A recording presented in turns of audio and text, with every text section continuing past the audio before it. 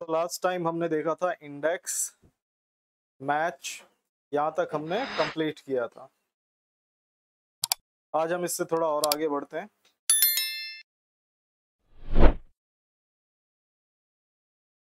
तो आप पेज में देखेंगे इंडेक्स और मैच के बाद हमको जो दूसरा फंक्शन दिया हुआ है वो है रो कॉलम्स। ठीक है, पेज पे मार्क जरूर करते रहना कौन कौन सा कंप्लीट हो रहा है। तो यहाँ पे रो और दूसरा है कॉलन। तो आप देखेंगे यहाँ पे रो और कॉलन फंक्शन कैसे काम करता है।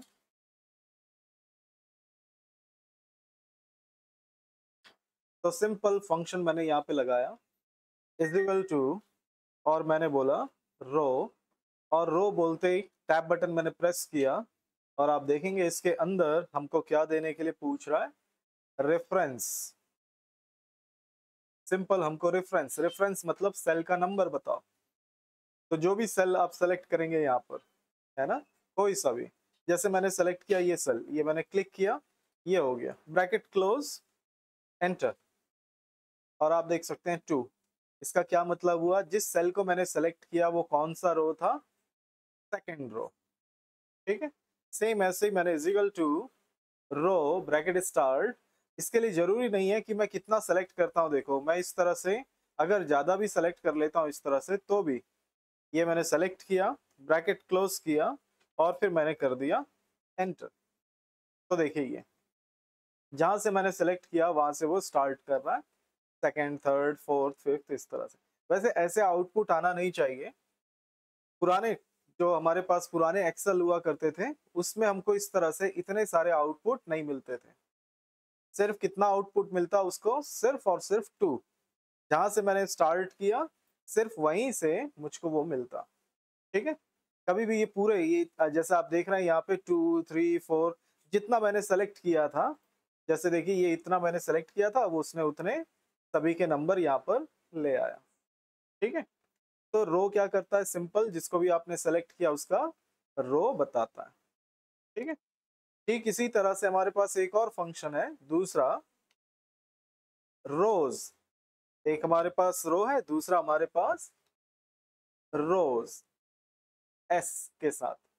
ब्रैकेट स्टार्ट किया, सिंपल इसमें आप देख सकते हो क्या पूछ रहा है, एरे, है ना।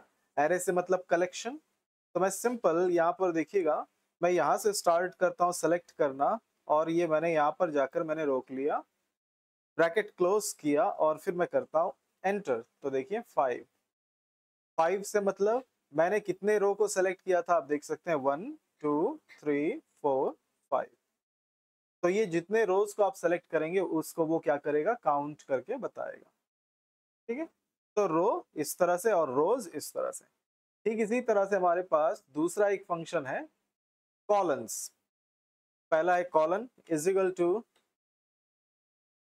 ये रहा कॉलन, मैंने टैब बटन प्रेस किया, इसके अंदर भी वही सेम रेफरेंस। तो जिस भी कॉलन, जैसे मैंने यहाँ पे ये ई वाला ये मैंने सेलेक्ट किया, ब्रैकेट क्लोज किया और फिर मैं एंटर करता हूँ। तो देखिए 5, तो ये ई कौन सा कॉलन है, फिफ्थ कॉलन। जैसे आप देख सकते हैं 1 2 3 4 5, है ना, फिफ्थ। इसी तरह से हमारे पास क्या कॉलन्स, कॉलन्स, कॉलन्स अगर मैं लेकर सेलेक्ट करता हूँ, ये मैंने सेलेक्ट किया यहाँ से लेकर यहाँ तक, तो आप देख सकते हैं मैंने कितने कॉलम सेलेक्ट किए हैं, 1 2 3, ब्रैकेट क्लोज एंटर, ये देखिए बता दिया। तो इस तरह से सिंपल हमको ये चीज बताता है।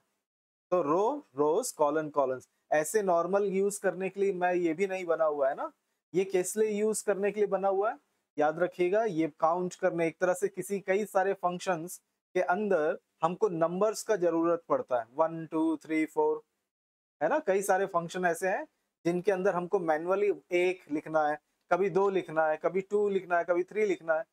तो वैसे जगहों पे हम इन रो, रोज, कॉलन, कॉलम्स को यूज करते हैं। जैसे आपको एक एग्जांपल मैं दिखाता हूँ इसका। जैसे आप लोगों को याद होगा हम लोगों ने 1 2 3 4 ऐसा फिल करना सीखा था ना, जिसको हम क्या कहते हैं, ऑटो फिल। ऐसे मैंने ऑटो फिल किया। अब यहाँ पर आप देखिएगा, ये मैंने फोर्थ रो, ये मैंने सेलेक्ट किया रो, फोर्थ रो में डिलीट करता हूँ। ठीक है, मैंने ये सेलेक्ट कर लिया फोर्थ रो और ये मैंने राइट क्लिक किया, डिलीट। तो देखो फोर्थ रो चला गया। तो यहाँ पर हमारे पास अब देखो सीक्वेंस गड़बड़ हो गया ना। 1 2 3 फिर 5 आ गया। अब इसी की जगह मैं यहाँ पे लगाता is equal to row bracket start, और ये मैंने सेल सेलेक्ट कर लिया, ब्रैकेट क्लोज किया, एंटर किया, देखिए 1 आ गया। इसको मैंने पकड़कर इस तरह से खींच लिया, देखिए ये 8 तक। अब देखो इसको भी मैं ऐसे ही कर देता हूँ, ये मैंने पकड़कर इसको भी 8 तक कर दिया, ठीक है। अब यहाँ पे मैं 4th रो, देखिए ये दोनों 4th रो को मैंने डिलीट किया। डिलीट किया तो देखो ये कैसा हो गया, क्या इसका सीक्वेंस गड़बड़ हुआ? नहीं हुआ ना, इसने अपने आप को देखो ठीक कर लिया। लेकिन यहाँ पर ये नहीं हुआ। तो जब भी ऐसा सीक्वेंस देना हो तो कौन सा देना चाहिए? इस तरह से, है ना। तो रो का इस्तेमाल इस तरह से भी कर सकते हो, या कई दफा फॉर्मूले में हमको जरूरत पड़ता है 1 फिर 2 फिर 3 ऐसा लाने का, तब भी हम इनको यूज करते हैं, ठीक है। तो ऐसे रो रो कॉलन कॉलन्स, ठीक है। नेक्स्ट है हमारे पास यहाँ पे वी लुकअप एच लुकअप, बहुत अच्छा फंक्शन है, देखिएगा ये जैसे मैंने बोला था इंडेक्स और मैच, बहुत अच्छा फंक्शन है। वैसे ही हमारे पास वी लुकअप एच लुकअप बोलकर दिया हुआ है, बहुत अच्छा फंक्शन। जैसे आप देख सकते हैं यहाँ पे मेरे पास कुछ डेटा रखे हुए हैं, ठीक है। ये मेरे पास कुछ डेटा है, अधिकतर हम डेटा इंसर्ट करते हैं, ठीक है। अधिकतर हम क्या करते हैं, डाटा रखते हैं। किस तरह के डाटा? जैसे देखिए ये रखा हुआ है, ये इस सेक्शन को देखिएगा, ये रखा हुआ है स्टूडेंट का नेम, उनके फादर्स का नाम, मदर्स का नाम, है ना। तो ये तो मैंने यही सामने रख लिया ताकि आप लोगों को सामने ही दिखा सकूं। नहीं तो क्या होता है नॉर्मली हम जब डेटा मेंटेन करते हैं, जैसे मैं आप लोगों का डाटा अगर एक्सेल में मेंटेन करता, तो मैं एक नया शीट लेता और उस शीट के अंदर आप लोगों के नाम, रजिस्ट्रेशन नंबर, है ना, एड्रेस एड्रेस, फोन नंबर, है ना, इस तरह की चीजें मैं एक शीट पे लिख कर रखता। ठीक है, समझ में आ रहा है मैं क्या बोल रहा हूँ? सिंपल, मैं आप लोगों का डाटा, वैसे तो मैंने जैसे कि आप लोगों के एंट्री करके रखा हुआ है, लेकिन मैं एक्सेल में नहीं करता। लेकिन अगर मैं एक्सेल में करता तो मैं क्या करता, आप लोगों का रजिस्ट्रेशन नंबर, आपका नाम, father's name, mother's name, address, है ना, एड्रेस लिख कर रखता, आपका फोन नंबर, है ना, ये सारी चीजें मैं लिख कर रखता। और उसके बाद कहाँ पर रखता, एक नए शीट पे। और उसके बाद जब भी मैं कोई और जगह, किसी और जगह पे मैं आपका नाम टाइप करूं तो ऑटोमेटिक क्या आ जाना चाहिए, फादर्स नेम आ जाना चाहिए। या आपका नाम टाइप करूं तो आपका कोर्स का नाम ऑटोमेटिक यहाँ पे आ जाना चाहिए। या यहाँ पे टाइप करूं तो आपका फीस मुझको यहाँ पे टोटल बता देना चाहिए, है ना। तो डाटा कहाँ पर है, ये किसी और जगह पर है, और मैं इंफॉर्मेशन किसी और शीट पर लेना चाहता हूँ। समझ में आ रहा है क्या बोला मैंने? हमारा जो डाटा होता है वो अलग शीट पे होता है, और उसके बाद हम वहां से कुछ इंफॉर्मेशन, जैसे ही आप नाम टाइप करें उसके सारे डिटेल हमको यहाँ पर दिखने चाहिए। ऐसा अगर आपको चाहिए तो इसके लिए, और ऐसा चाहिए ही होता है ना। हर जगह देखिएगा, बहुत यूजफुल है, बहुत अच्छा यूज है इस फंक्शन का, वी लुकअप और एक एच लुकअप का, ठीक है। जैसे यहाँ पर हम करके देखेंगे, लेकिन याद रखिएगा वी लुकअप से मतलब है वर्टिकल। वी से क्या मतलब हुआ, वर्टिकल। और वर्टिकल डाटा, जैसे ये देखिए वर्टिकल रखा हुआ है डेटा, है ना। जो डेटा वर्टिकली रखा हुआ है उसके लिए हम वी लुकअप यूज करते हैं, और जो डेटा हॉरिजेंटली रखा हुआ है, जैसे देखिए ये हॉरिजेंटली रखा हुआ है, तो उसके लिए हम एच लुकअप का यूज करते हैं, ठीक है। चेक करते हैं एक बार। तो यहाँ पर मैंने रखा कर्सर, मैंने लगाया function is equal to V lookup, ये आ गया हमारे पास, आप देख सकते हैं ये लिखा हुआ है मैंने वी लुकअप। और फिर मैं यहाँ पर थोड़ा सा जूम कर लेता हूँ मैं, ताकि दिखाई दे। तो ये वी लुकअप, मैंने टैब बटन प्रेस किया, देखिए यहाँ पर नीचे मैसेज आ रहा है। मैसेज को हमेशा देखकर ही काम करेंगे, है ना। ऐसा नहीं कि बिना सोचे समझे हाँ ब्रैकेट लगा दिया, अब क्या करना है क्या करना है, ऐसे नहीं। नीचे पढ़ना जरूरी है, बहुत जरूरी है, ठीक है। नीचे जो मैसेज आता है स्क्रीन टिप, उसको आप जरूर रीड करें, क्या पूछ रहा है, फिर वो सेलेक्ट करें। तो जैसे कि हमको ये पूछ रहा है लुकअप वैल्यू, लुकअप वैल्यू मतलब किसका डाटा आपको ढूंढना है ना। जैसे यहाँ पे लेफ्ट साइड में देखिए मैंने लिखा है रमेश, तो रमेश का डाटा मुझको ढूंढना है ना। तो लुकअप वैल्यू, किसका डाटा लुकअप करना है, तो ये मैंने रमेश को सेलेक्ट कर लिया, देखिए ये मैंने सेलेक्ट किया, उसका सेल नंबर आ गया। फिर उसके बाद मैंने लगाया कॉमा, कॉमा लगाते ही मुझको अब पूछ रहा है, देखिए टेबल एरे, वो टेबल बताओ जहां पे पूरा डाटा रखा हुआ है। अब वो कहाँ पे रखा हुआ है, तो ये बाजू में रखा हुआ है, देखिए ये सारा चीज। तो इसको मैं पूरा सेलेक्ट करूंगा, ये मैं पूरा सेलेक्ट कर लूंगा, ये मैंने यहाँ से स्टार्ट किया और ये पूरा सेलेक्ट कर लिया, ठीक है। इसको पूरा सेलेक्ट करने के बाद आपको करना क्या, लॉक करना है ना। लॉक याद रखिएगा, लॉक कब करना है, जब भी आप कोई भी चीज चेंज नहीं करवाना चाहते ना। सेल, जैसे मैंने आप लोगों को याद होना चाहिए बताया था, रिलेटिव सेल होता है, दूसरा ऑब्सोल्यूट, है ना। तो रिलेटिव में वो बदल जाता है, लेकिन जिसमें आप बदलना नहीं चाहते, जैसे मैं क्या चाहता हूँ, ये B3 जब मैं इसको पकड़कर नीचे खींचूं तो B3 फिर B4 हो जाना चाहिए, B4 B5 हो जाना चाहिए, लेकिन ये जो डेटा का साइज है ये तो वही रहेगा ना, फिक्स। तो इसलिए हम इसको F4 करके लॉक कर देंगे। ये हो गया लॉक। फिर कॉमा लगाया। अब अगला नंबर देखिए क्या पूछ रहा है, colon index number. Colon index number से मतलब अब ये जो है हमारे पास डेटा, इसमें से कौन सा कॉलन का डाटा आपको चाहिए। तो हमारे पास हम कौन सा डाटा चाह रहे हैं, फादर्स नेम। फादर्स नेम का कौन सा कॉलन है, देखो स्टूडेंट नेम पहला कॉलन, तो फादर्स नेम सेकंड कॉलन। तो देखिए यहाँ पे मुझको मैन्युअली क्या लिखना पड़ रहा है, 2 लिखना पड़ रहा है ना। अब यही 1 2 3 4 कहां से हम ला सकते हैं, रो से भी तो ला सकते हैं ना, वही चीज। तो मैं यहाँ पे अभी तो लिख देता हूं मैं 2 सेकंड वाला, क्योंकि मुझको क्या चाहिए, फादर्स नेम चाहिए, कॉमा। फिर उसके बाद दूसरा ऑप्शन देखिए, दो ऑप्शन है यहाँ पे, ट्रू और फॉल्स। ट्रू फॉल्स में क्या क्या पूछ रहा है, देखो एक फॉल्स है, देखिए फॉल्स में क्या लिखा है, एग्जैक्ट मैच। एग्जैक्ट मैच से क्या मतलब हुआ, अगर यहाँ रमेश है तो यहाँ पे भी सेम रमेश वाले को ही लाना है।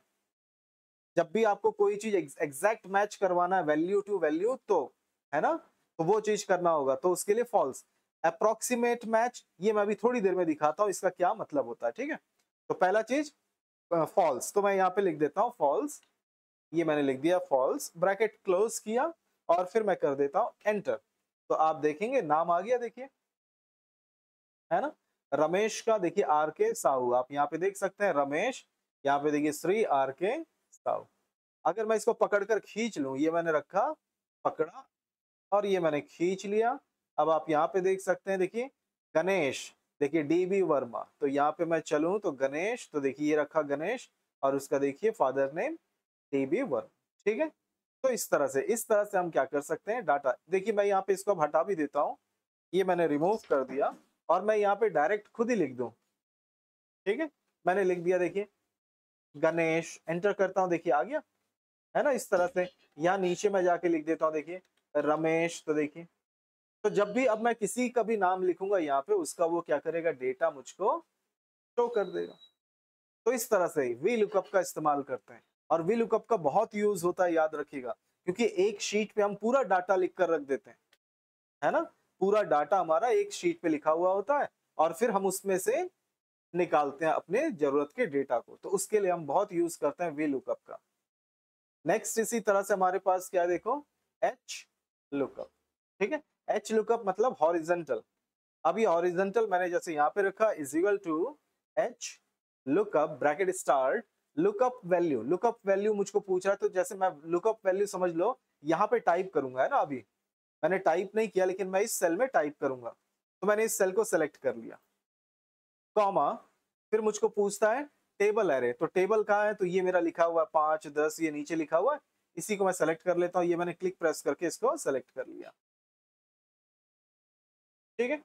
फिर कॉमा रो, तो रो तो यहाँ पर एक ही है, इसलिए मैं 1 लिख देता हूँ। फिर कॉमा, यहाँ पर मुझको क्या पूछ रहा है, देखिए अप्रोक्सीमेट या फिर एग्जैक्ट। तो एग्जैक्ट का तो मैंने ऊपर दिखा दिया, इस बार मैं क्या ले लेता हूँ, अप्रोक्सीमेट मैच। तो इसके लिए क्या लिखना है मुझको, ट्रू, ब्रैकेट क्लोज, एंटर। तो अभी तो एन ए आ रहा है, तो मैं यहाँ पर लिखता हूँ, देखो यहाँ पर मैं लिखूंगा 5। 5 लिखते ही देखिए 5 आ गया, है ना। 5 लिखा, यहाँ पे लिस्ट में 5 था तो 5 ले आया। मैं यहाँ पे 10 लिखता हूँ तो 10 आ गया, देखिए आंसर।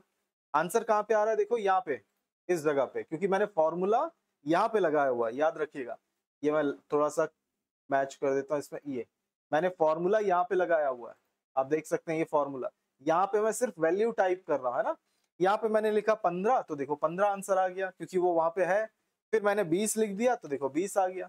लेकिन मैं यहाँ पे लिखता हूँ, चलो 8 लिखता हूँ, तो क्या आंसर आएगा, देखो एंटर किया, देखो 5, है ना। 8 लिखने से 5। हाँ, मैं यहाँ पे लिखता हूँ, चलो 4 लिखता हूँ, तो देखो NA, है ना।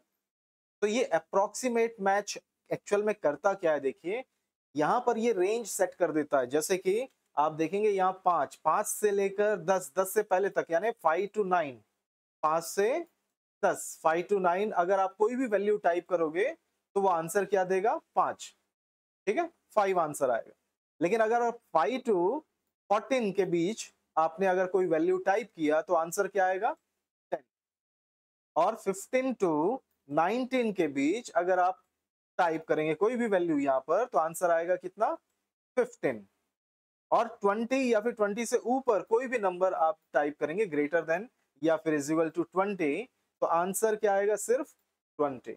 ठीक है, तो यही काम करता है अप्रोक्सीमेट। जैसे देखिए मैं अब यहाँ पे टाइप करके दिखाता हूँ, ये मैंने 8 टाइप किया तब भी 5 आ रहा है, मैं 11 टाइप करता हूँ तो देखिए 10 आएगा आंसर, और मैं अगर यहाँ पर 14 टाइप करता हूँ तो भी 10, लेकिन अगर मैं यहाँ पे करता हूँ 19 तो यहाँ पर आ जाएगा 15।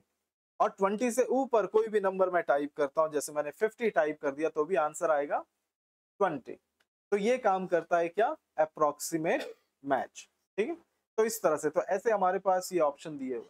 तो आप देख सकते हैं यहाँ पे वी लुकअप, इसके लिए हमको वर्टिकल में डाटा चाहिए होता है, एच लुकअप हमारा हॉरिजॉन्टल में। इसी तरह से देखो मैंने एक यहाँ पे रखा हुआ है, देखो ये मुझको अब यहाँ पर जैसे ये डेटा हमारे पास रखा है, रिजल्ट वाला आप सभी को मालूम है, आपके सभी के पास होगा रिजल्ट वाला डेटा। हमको यहाँ पे इस डेटा में जैसे मैं निकालना चाहता हूँ, देखो एक और एग्जांपल देख लेते हैं इसका। यहाँ पर जैसे मैं लिखूं स्टूडेंट नेम, ठीक है, स्टूडेंट नेम, स्टूडेंट नेम मैं यहाँ पे टाइप करूं और उस स्टूडेंट का सब्जेक्ट, सब्जेक्ट,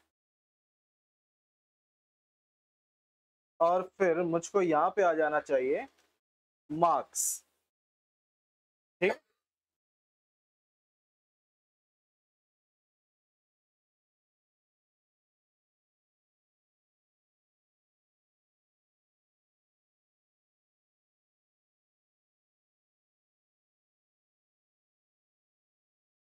तो देखिए क्या मैं बोल रहा हूँ, ये हमारे पास रिजल्ट है। मैं यहाँ पे किसी भी स्टूडेंट का नाम, ये जो लिखा हुआ है लिस्ट में, वो नाम अगर मैं यहाँ पे टाइप करूँ, फिर उसके बाद किसी भी स्टूडेंट का मैं सब्जेक्ट का नाम यहाँ पे जैसे मैंने लिख दिया, समझ लो यहाँ पे लिखता हूँ मैं मुझको जानना है गोपाल, गोपाल दास, ठीक है, और उसका मुझको चाहिए इंग्लिश का मार्क्स, मुझको चाहिए कहाँ पर चाहिए, यहाँ पर। ठीक है, समझ में आ गया। मुझको क्या करना है, ये मेरे पास क्या है, हमारे पास पूरा मार्कशीट रखा हुआ है, और मुझको यहाँ पर क्या निकालना है, देखो जिस भी स्टूडेंट का मैं यहाँ पे नाम लिखूं और जो भी उसका सब्जेक्ट का नाम लिखूं, ये ऊपर लिखा हुआ है, तो उसका मुझको क्या मिल जाना चाहिए, यहाँ पे मार्क्स आ जाना चाहिए। ठीक है, तो मैं दिखाऊंगा लेकिन अभी नहीं, आप लोग इसको ट्राई करके मुझको दिखाएंगे। ठीक है, उसके बाद फिर अगर नहीं बनेगा तो मैं दिखाऊंगा। ठीक है, तो इसको आप लोग खुद करके देखिएगा। चलो आगे बढ़ते हैं इससे। दूसरा फंक्शन है हमारे पास इनडायरेक्ट। ठीक है, हमारे पास दूसरा है, क्या करना है मैंने बता दिया, लिख लिया ना आप लोगों ने या समझ लिया, ये करना है मुझको, है ना, क्लास के बाद।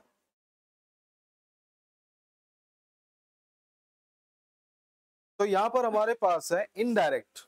ठीक है, इनडायरेक्ट फंक्शन। अब इस इनडायरेक्ट फंक्शन का क्या यूज है, चलो देखो। अभी तो मैं जरा सा हल्का सा मैं दिखा रहा हूँ इनडायरेक्ट का क्या यूज है, हम आगे चल के देखेंगे इसका और अच्छा अच्छा यूज, लेकिन अभी हम जरा सा समझे इनडायरेक्ट क्या काम करता है। जैसे मैंने यहाँ पर आप देखिए मैंने एक टेक्स्ट लिख लिया, और ये टेक्स्ट कहाँ पे लिखा हुआ आप देखिए, ये मैंने क्लिक किया, इस टेक्स्ट का सेल नंबर क्या है, देखो C3, ये कहाँ पे लिखा है मैंने, C3 नाम के सेल में। ठीक है, अब मैं यहाँ पर रखता हूं और यहाँ पे लिखता हूं मैं C3। देखिए इस सेल में क्या लिखा हुआ है, इस सेल का नाम लिखा हुआ है, यहाँ पे हमारे पास एक नाम लिखा हुआ है जेनी कंप्यूटर्स। ठीक है, दूसरा यहाँ पर लिखा हुआ है, देखिए ये कौन से सेल में लिखा हुआ है, C3, और उसी C3 सेल को मैंने यहाँ पे लिख दिया इस सेल के अंदर एड्रेस, है ना, मैंने यहाँ पे क्या लिखा हुआ है एड्रेस, और ये किसी और सेल में लिखा हुआ है। अब मैं सिंपल यहाँ पे रखता हूँ, एक फंक्शन लगाता हूँ इज इक्वल टू इनडायरेक्ट, आप देख सकते हैं लिखा हुआ आ रहा है इनडायरेक्ट, मैंने टैब बटन प्रेस किया, ये मुझको क्या पूछ रहा है, देखिए रेफरेंस टेक्स्ट, REF से मतलब था रेफरेंस ना, तो रेफरेंस टेक्स्ट मुझको पूछ रहा है। तो रेफरेंस, रेफरेंस याद होगा सेल रेफरेंस, सेल को कहते हैं ना, तो यहाँ पर सेल का रेफरेंस कहाँ पे रखा हुआ है, तो देखो ये रखा हुआ है C3 यहाँ पर, है ना, तो मैं इसको सेलेक्ट करूंगा और ब्रैकेट क्लोज, तो ये क्या करेगा इनडायरेक्ट, ये इनडायरेक्ट इस सेल में जो भी एड्रेस लिखा हुआ है, उस एड्रेस में जो भी टेक्स्ट या जो भी वैल्यू है वो उसको लेकर आएगा। समझ में आ रहा है ये क्या करता है? हम इसको क्या देते हैं? एड्रेस देते हैं, है ना। हम इनडायरेक्ट में क्या करते हैं? एड्रेस उसको देते हैं और वो उस एड्रेस में जो भी डाटा रखा हुआ है उसको वो लेकर आता है, इसीलिए इसको इनडायरेक्ट कहते हैं। समझ में आ रहा है क्या बोला मैंने? इनडायरेक्ट क्या करता है? हम इसको कोई भी सेल का एड्रेस देते हैं, जैसे ये एड्रेस है ना C3, C3 हमने किसको दिया? इनडायरेक्ट को। अब ये इनडायरेक्ट क्या करेगा? C3 में जो भी डाटा रखा है, डाटा क्या रखा है? जेनी कंप्यूटर्स, तो ये इसको यहां लेकर आ जाएगा। देखिए मैंने एंटर किया, देखिए आ गया, इसीलिए इसको इनडायरेक्ट कहते हैं। ठीक है, तो इनडायरेक्ट को हम क्या देते हैं? एड्रेस, और जो भी हम एड्रेस देंगे उस एड्रेस में जो भी डाटा होगा वो उसको लेकर आ जाता है। ठीक है, तो ऐसे काम करता है ये। नेक्स्ट यहाँ पर हमारे पास है ऑफसेट। ठीक है, ऑफसेट, तो यहाँ पर मैंने देखिए ये रखा हुआ है, ये डाटा आप लोगों ने देखा ही था, मैच में भी हमने किया था, इंडेक्स, इंडेक्स में इसी डाटा को हमने यूज किया था। तो यहाँ पर ऑफसेट को थोड़ा सा देखने के लिए आपको मैं एक एक्सिस का थोड़ा सा एग्जांपल देता हूँ। आप सभी ने देखा होगा स्कूल कॉलेज में, स्कूल में पढ़ाई है, स्कूल में ही रहता है ये। तो यहाँ पर हमेशा यहाँ पर देखिएगा, ये हमारा क्या है? एक्स एक्सिस होता है ना, और ये हमारा वाई, और यहाँ पे किस तरह से नंबरिंग चलता है? ये बीच वाला सेंटर 0, और यहाँ पर फिर ये 1 2 3 4 5, फिर उसके बाद फिर ये तो पॉजिटिव नंबर हो गया ना, नेगेटिव किस साइड होगा? इस साइड। ठीक है, ये मैंने डाला नेगेटिव 1 2 3 इस तरह से 4, और किस तरफ होगा नेगेटिव? हाँ हाँ, नॉर्मली तो नीचे ही होता है ना, लेकिन यहाँ पर ऐसा नहीं है। ठीक है, एक्सेल में नीचे नहीं है। ठीक है, ये कहां पर है नेगेटिव? ऊपर, -1 -2 -3, और इस तरफ 1 2 3 4। ठीक है, समझ में आ गया? इसको हमको याद रखना अगर आपको ऑफसेट यूज करना है तो, और ऑफसेट बड़े बड़े डेटा में बहुत जरूरी होता है इसको यूज करना। ठीक है, क्योंकि कभी अगर आप किसी ऑफिस में काम करते हो और डेटा के साथ आपको काम करना है तो आपको ये ऑफसेट भी काफी यूज पड़ेगा। तो हमको डाटा लाने के लिए ये ऑप्शन दिया, तो हमको इसी तरह से हमको ध्यान रखना है कि लेफ्ट साइड क्या है हमारा? पॉजिटिव नंबर, और नीचे यानी पॉजिटिव नंबर से क्या मतलब हुआ? ये इसको हम कहेंगे कॉलन, है ना। कॉलन, ये कॉलन 0 हो गया, कॉलन 1 कॉलन 2 कॉलन 3, हमारा पूरा शीट किस तरह से है? कॉलम्स में है और रो में, है ना। तो अगर हमारा यहाँ पर इस तरह से कॉलन है तो ये क्या हो जाएगा फिर? रो। ये सारा क्या है? रो, पहला रो, ये दूसरा रो, ये तीसरा रो, इस तरह से। ठीक है, अब इसको हम यहाँ पर देखते हैं अपने डेटा में। तो आप देखेंगे जैसे मैंने ये 10 को सेलेक्ट किया हुआ है, तो ये 10 समझ लो हमारा क्या है? अगर मैं यहाँ पर इस तरह से कर दूं ये, तो ये 10 हमारा क्या हो गया? 0। ठीक है, 0 पॉइंट, और ये हमारा क्या हो गया? पहला कॉलन, दूसरा कॉलन, तीसरा। इसी तरह से नीचे ये पहला रो, ये दूसरा, फिर तीसरा, फिर चौथा। यहाँ ऊपर क्या होगा? -1 -2 -3, और इस तरफ हम चलें तो -1 -2। अब देखिए मुझको अगर ये सेल का वैल्यू लाना है, ठीक है, ये सेल 14, तो मैं कौन सा रो कौन सा कॉलम बताऊंगा? रो कौन सा होगा? कौन सा रो होगा और कौन सा कॉलन होगा? नंबर दिखाई दे रहा है कि किसी और कलर में लिखूं? 14 अगर मुझको लाना है तो कौन सा रो कौन सा कॉलन मैं बताऊंगा? थोड़ा सा जोर से बोलो। हाँ, धीरे धीरे बोलोगे तो देखो आप ही लोग सुन पाओगे, मैं तो सुन नहीं पाऊंगा। चलो रो बताओ, रो कौन सा होगा? हम्म, रो कौन सा रो लेंगे? ये 14, ये 14 समझ में आ रहा है? ये 14 मुझको लाना है, यहाँ पर मुझको 14 लाना है, तो मुझको कौन सा रो कौन सा कॉलन बताना पड़ेगा? सेकंड, ये रहा हमारा सेकंड रो, और दूसरा फिर कॉलन, ये सेकंड कॉलन ही मैं बताऊंगा ना, तभी तो ये यहाँ पे ऐसे जाकर मैच कर रहा है ना। तो ये 2 2 यानी रो भी 2 कॉलन भी 2, तब जाकर मुझको क्या मिलेगा यहाँ पर 14। ठीक है, समझ में आ रहा है। तो इस तरह से अगर मान के चलो मुझको अगर ये लेना होगा तो ये 7% लाना होगा, तो कौन सा रो कौन सा कॉलन बताऊंगा मैं। रो रो कौन सा होगा -2, और कॉलन कौन सा होगा -1। तो हम इस तरह से हम बताएंगे, देखिए -2 है ना रो, और फिर कॉलन -1, तब जाकर वो क्या लेकर आएगा 7%। ठीक है, तो यही चीज, तो चलो अब देखते हैं इसको, यही चीज करके ये 14 आंसर आता है कि नहीं ये चेक करते हैं। ठीक है, तो मैं सिंपल इसको थोड़ा सा इधर कर देता हूँ, यहाँ पर लगाते हैं हम लोग। चलो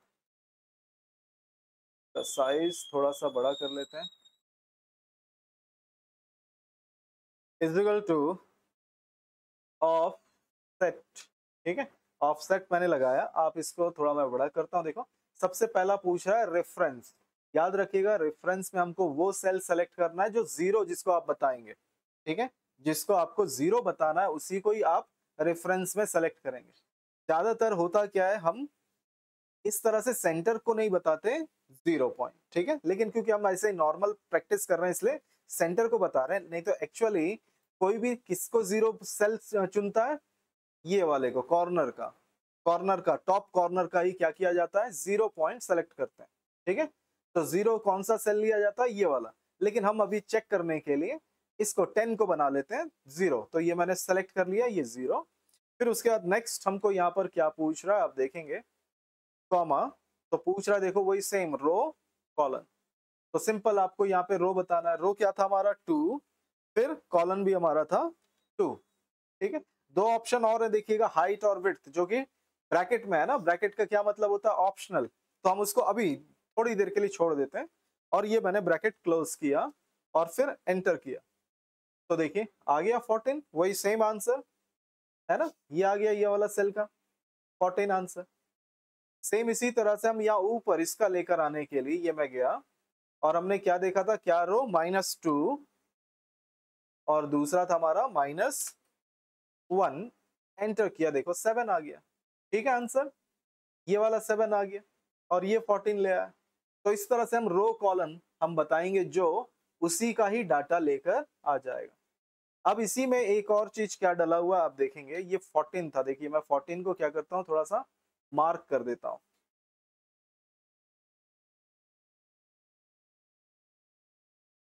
चलो ये मार्क कर दिया। अब यहाँ पे जाता हूँ, अब इजिकल टू ऑफसेट रेफरेंस, मैंने वही सेम चीज ले लिया, कॉमा 2, 2 मैंने डाल दिया, फिर कॉमा लगाता हूं। अब यहाँ पर जो मैंने दिखाया था आपको हाइट और दूसरा दिया है देखिए विड्थ। हाइट कैसा होता है, ऊपर से नीचे की तरफ होता है ना, वर्टिकल हाइट होता है, और विड्थ हॉरिजॉन्टल। ठीक है, तो मैं यहाँ पर हाइट और विड्थ, याद रखिएगा हमारा आंसर आ रहा है ये 14, तो यहाँ 14 को कैसे मार्क करेंगे, ये 14 मार्क होगा, जैसे मैं इसको कर देता हूँ, देखो ये बैक बॉक्स बना देता हूँ इसको, जैसे ऐसे बॉक्स बना देता हूँ। तो ये 14 क्या है हमारा 1। ठीक है, इसको हम 1 काउंट करेंगे। और इसी तरह से कॉलन भी ये क्या हमारा 1। ठीक है, पहला कॉलन, और रो भी है ना, रो और ये कॉलन यहीं से स्टार्ट हो रहा है, तो याद रखिएगा ये 1 से स्टार्ट होता है। ठीक है, तो यहाँ पर इसी तरह से ये हो गया हमारा पहला रो पहला कॉलन। और ज्यादातर हमारा क्या हुआ देखो, हाइट, हाइट कैसा, ये 1 और ये 2, और ऐसे ही विड्थ, विड्थ बोलने से फिर ये 1 और ये 2। तो इस तरह से अगर मैं बताऊं तो इसका मतलब क्या हुआ, ये चारों सेल सेलेक्ट हो जाएंगे। ठीक है, हाइट अगर हम बताते हैं कितना 1, और अगर कॉलन भी अगर मैं 1 बताऊं, ठीक है, हाइट भी 1 और विड्थ भी 1, तो हमको क्या आंसर मिलेगा 14 ही मिलेगा, कुछ और नहीं मिलेगा, 1 1। लेकिन अगर मैं यहाँ पे कर दूं 2 2, तो मतलब क्या हुआ, फिर ये भी सेलेक्ट हो जाएगा 15 भी, और ये इस तरफ, तो ये चारों सेल ही हमको मिल जाएंगे। मैं यहाँ पे लिखता हूँ, देखो यहाँ पर मैंने लिखा 2, 2, यानी मुझको हाइट भी 2 चाहिए, विड्थ भी 2 चाहिए। ब्रैकेट क्लोज करता हूं मैं और फिर एंटर करता हूं, आप देखना ये चारों, ये 14 15 15 16 है ना, ये पूरा आ जाएगा 14 15 15 16। आप देखिएगा मैं एंटर करता हूं और ये आंसर आ गया, देखो इसको मैं राइट की तरफ लेता हूँ, देखिए ये आगे देखिए 14 15 15 16 देखिए ये, क्योंकि इसका विड्थ और हाइट है ना, हाइट हमने 1 बोला या 2 बोला तो ये 1 और ये 2, और फिर विड्थ भी हमने 2 बोला तो ये 1 और ये 2। लेकिन यहाँ पर थोड़ा सा गड़बड़ क्या हो रहा है देखिएगा, हमको ये चारों वैल्यूज ला कर दे रहा है। जब ऐसा जरूरत पहले के टाइम पे याद रखिएगा, ओल्ड ओल्ड एक्सेल में ऐसा नहीं होता था। ओल्ड एक्सेल में ऐसा था कि ये जो सेल होता है हमारा, एक सेल सिर्फ एक ही वैल्यू को रख सकता है ना। इसीलिए आप यहाँ पे देख सकते हो सिर्फ 14 आया एक सेल में, और बाकी सभी देखो अलग अलग सेल में आ गए, है ना, 14 15 15 16 अलग अलग सेल्स में। और पुराने टाइम पे आपको, पुराने एक्सेल में अगर आप ऐसा करते तो यहाँ पर एक एरर शो करता आप लोगों को, ठीक है। वो कभी भी ऑटोमेटिक जो वैल्यूज आए उसको अलग अलग सेल में डिस्ट्रीब्यूट नहीं कर सकता, इसी वजह से क्या आता है यहाँ पे, एरर। लेकिन नए एक्सेल में इन लोगों ने क्या कर दिया कि अगर एक से ज्यादा आंसर आते हैं तो वो उसको अलग अलग सेल्स में डाल देता है। देखिए, क्योंकि यहाँ पर हमको कितने आंसर मिलते, चार ना, 1 2 3 4, चार आंसर मिलते, तो उसने चारों को क्या किया, इधर अलग अलग सेल्स में डाल दिया। लेकिन अगर आप ओल्ड वर्जन, कहीं पे हो सकता है आपके कंप्यूटर में हो या फिर पुराने किसी कंप्यूटर में आप काम कर रहे हैं ओल्ड वर्जन में, तो आपको यहाँ पर क्या देखने को मिलेगा, एरर, ठीक है। तो इसको सॉल्व कैसे करते हैं, क्योंकि मुझको ऐसा नहीं चाहिए, मुझको करना क्या था, मुझको ये 14 15 15 16 इन जो नंबर्स है, ये जो नंबर्स है इनका टोटल यहाँ पे लेकर आना था, ऐसे अलग अलग नहीं लाना है मुझको, इसको क्या करना है, ऐड करना है, मान के चलो, ठीक है। 14 15 15 16 इसको मुझको मुझको क्या करना है, ऐड। तो मैं यहाँ पे क्या करूंगा, इस पे मैंने डबल क्लिक किया और फिर यहाँ पर मैं एक फंक्शन लगा दूंगा, सम, पढ़ा है ना हमने, सम ब्रैकेट स्टार्ट और एंड में गया और ब्रैकेट क्लोज, ये, और एंटर कर देता हूं। अब देखिए उसका उसने क्या किया, टोटल कर दिया, किसको, ये 14 15 15 16, अगर आप इसको टोटल करते हैं तो आंसर आएगा 60, ठीक है। तो इस तरह से ऐसे यूज होता है। तो अगर आप चाहो, अगर आपको लगता है नहीं आपको ये पूरा का पूरा डाटा ऐसे अलग अलग सेल्स में देखना है तो कोई बात नहीं, आप ऐसे छोड़ सकते हो। लेकिन अगर आपको कभी ऐसा हो कि आपको इस तरह से इसको क्या करना है, इन सभी सेल्स के वैल्यूज को आपको टोटल करना है या किसी तरह के फॉर्मूले में यूज करना है, तब आप उसके ऊपर एक दूसरा फंक्शन ऐड करोगे, है ना। तो ऐसे यूज होता है यहाँ पर ऑफसेट, ठीक है। तो पहले तो नॉर्मल आप लोग इन सभी चीजों का करके देखिएगा, तब मैं फिर आगे चल के किसी और दिन मैं आप लोगों का इसका और अच्छा एग्जाम्पल दिखाऊंगा, ठीक है। दूसरा ऑप्शन है, यहाँ पर हम आगे बढ़े तो आप देखिएगा पेज में हमने पढ़ा हुआ है, देखिए एवरेज, है ना, एवरेज देखा है, मिनिमम देखा है, मैक्सिमम भी देखा हुआ था, याद होगा हमने होम, होम में हमने यहाँ पर आप देखो तो यहाँ पे दिया हुआ है ना एवरेज, एवरेज तो नॉर्मल भी पढ़ा था, काउंट मिनिमम मैक्सिमम, ये क्या करता है, मिनिमम छोटा नंबर लाने के लिए, मैक्सिमम बड़ा नंबर लाने के लिए, काउंट गिनने के लिए, और दूसरा एवरेज हमने देखा था। लेकिन इसका हम थोड़ा सा और अच्छा अच्छा और एग्जांपल देखते हैं, थोड़ा अलग अलग। तो मैं चलता हूँ यहाँ पर, ये आ गए हम, ठीक है। यहाँ पर मैं, चलो पहले तो लिख लेते हैं कुछ, ये मेरे नंबर, ठीक है। अब आप देखिए ये सारा नंबर रखा हुआ, इसका मैं एवरेज निकालता हूँ, ये रखा हुआ एवरेज हमने पहले ही देखा था ना, सिंपल सा, is equal to average bracket start, ये मैंने सबको सेलेक्ट कर लिया, ब्रैकेट क्लोज किया, एंटर किया, तो ये आ गया देखिए एवरेज, ठीक है। कोई डाउट है इसमें, सिंपल आप सेलेक्ट करते हैं एवरेज निकल आता है। इसी की जगह पे अगर क्या कर दूं मैं, यहाँ पर देखो ये मैंने यहाँ पे रखा और इस नंबर की जगह पे मैंने ए लिख दिया, देखो तो ए लिखते ही देखिए यहाँ पर चेंज हो गया, है ना। तो यहाँ पर चेंज हो गया क्योंकि एवरेज हमेशा किसका निकलता है, नंबर्स का। तो ये इसने क्या किया, नंबर्स का एवरेज निकाला, किसका, 1 2 3 4 और ये 5। आप देखिएगा मैं यहाँ पे जाता हूँ, इजिकल टू, थोड़ा सा मैं साइज बड़ा कर देता हूँ इसका, यहाँ पे मैंने रखा इजिकल टू, और मैंने ब्रैकेट 18 प्लस, इसको ऐसे नहीं, इसी को सेलेक्ट कर लेते हैं, 18 plus 25 plus 45 plus plus plus, कितने हैं टोटल नंबर, 5 है ना, डिवाइड बाय मैंने कर दिया 5, एंटर। देखिए आंसर वही आया ना, ठीक है। जो मैंने आंसर निकाला सम नंबर्स को सेलेक्ट किया और डिवाइड बाय कितना किया 5। लेकिन यहाँ पे हमारे पास कितने प्रोडक्ट है देखिए 6। तो मैं यहाँ पर अब करता हूँ, यहाँ पर मैं गया और वही सेम चीज इज इक्वल टू ब्रैकेट के अंदर 18 प्लस 25 प्लस 45 प्लस ए को मैं क्या मान लेता हूँ 0। ठीक है, ए को क्या मान लेते हैं 0, फिर प्लस, फिर 10, फिर प्लस और फिर मैंने कर दिया 15 ब्रैकेट क्लोज, डिवाइड बाय मैं करता हूँ 6। ठीक है, और मैं एंटर करता हूँ। देखिए अब क्या आंसर आया 18.833। और यहाँ एवरेज ए पे मैं जाता हूँ और फिर यही चीज करता हूँ, इज इक्वल टू एवरेज ए वाला मैं लूंगा। ठीक है, आप देख सकते हैं यहाँ पर एवरेज ए दिया हुआ है ना, इसको मैंने लिया और फिर मैं यहाँ पर इन सभी को सेलेक्ट करता हूँ, फिर से ब्रैकेट क्लोज किया और एंटर किया। तो इस बार देखो 18.833, देखो वही आंसर आया है ना। तो ये एवरेज ए क्या करता है, अगर किसी लिस्ट में अगर कोई कैरेक्टर ऐड है तो उसको वो क्या मान लेता है 0। समझ में आया? एवरेज ए क्या करता है, अगर किसी लिस्ट में कोई कैरेक्टर आपने सेलेक्ट किया और उसमें कैरेक्टर है तो वो उसको 0 मानकर फिर एवरेज निकाल देता है। ठीक है, दूसरा हमारे पास है यहाँ पे एवरेज इफ।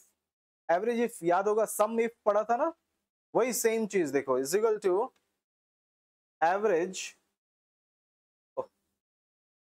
एवरेज ये मैंने इफ वाला ले लिया, टैब बटन प्रेस किया, सबसे पहला क्या पूछ रहा है देखो रेंज। ठीक है, तो ये रेंज वही सेम चीज जैसा सम इफ था, वही सेम चीज है देखो। तो रेंज, तो मैं रेंज में चलो इसको ले लेता हूं प्रोडक्ट के नेम को, फिर कॉमा, दूसरा ऑप्शन क्या पूछ रहा है आप देखो क्राइटेरिया। क्राइटेरिया से मतलब कंडीशन, लेफ्ट साइड जाता हूं, कंडीशन मान के चलो मेरा क्या है HDD। ठीक है,